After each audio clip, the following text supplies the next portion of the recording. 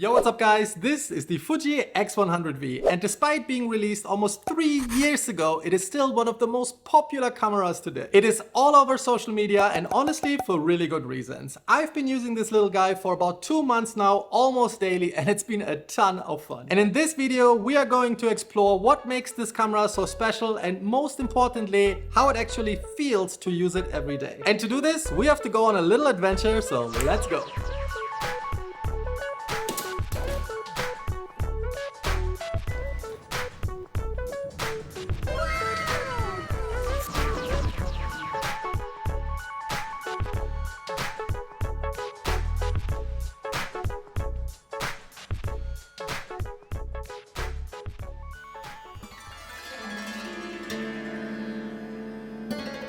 So here we are. Last night I made it to India, specifically northern Goa. This place is known for its colorful architecture as well as beautiful beaches, among a lot of other things. Since this is a very short trip, time is of the essence, so we have to get going, and we actually have a local showing us around today, so let's go.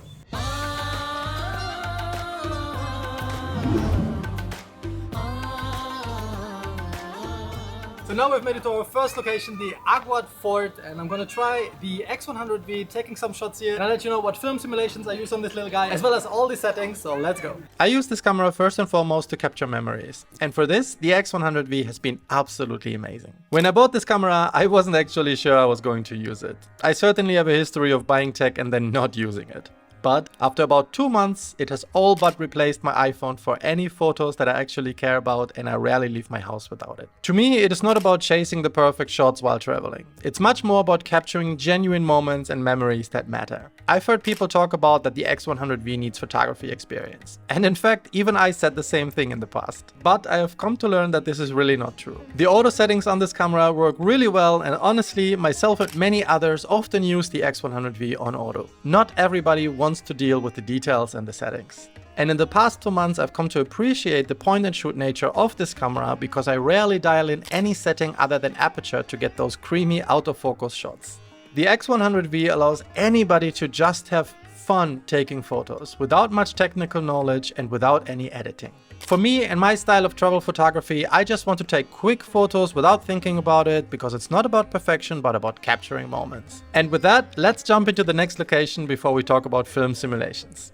And now we are at our second destination, right in the center of Panjim, Goa. This area is known for having a lot of colorful architecture, so let's go check it out and take some photos. Panjim is the state capital of Goa, and it has a lot of colorful architecture. This place has gone through a lot throughout history. I've only learned on this trip that Goa actually wasn't always part of India, and that the reason for all the colorful architecture is that it used to be occupied by the Portuguese. And while the Portuguese invasion ended in 1961, their cultural influence certainly hasn't. The city is full of vibrant colors, and you can still see Portuguese names and patterns everywhere. This area specifically is called Fontainhas. And it's a great location to talk about film simulations as well as the Fuji X Raw Studio app, which is much more important than you think. Over the past 2 months, I've fallen in love with 2 film simulations in particular: Bright Kodak and Pacific Blues. In most situations, the photos come out so nice, with warm brownish tones, dark greens and turquoise blues, which make for beautiful skies. Bright Kodak specifically blows up the colors quite a lot, while Pacific Blues create nice brownish tones in the image and nicer greens in my opinion. Both rely on fixed white balances though, which means that during warm and sunny moments like sunsets for example, when the environment around you is already full of warm tones, the colors can be a little too orange. So most recently, I've tried out a bunch of other simulations that could work even in those situations, and one stood out to me: Nomadic Mood by Yolo. Here's the film recipe, but I highly encourage you to visit his website as well, which is linked in the description below. He has a lot more film simulation recipes as well as movie simulation recipes, which is really interesting. On this trip to India, I actually used it a lot and I have no regrets. But here's a little trick that most people don't actually seem to know.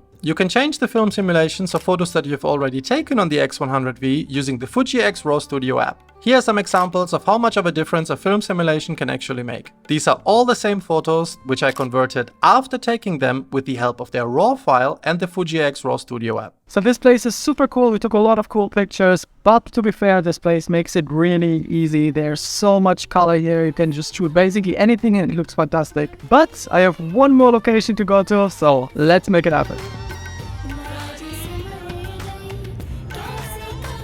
And now we are at Para Road. It's a very scenic road with a lot of supposedly coconut trees. And we are being told that coconuts never fall on people, but I'm not sure if that is true.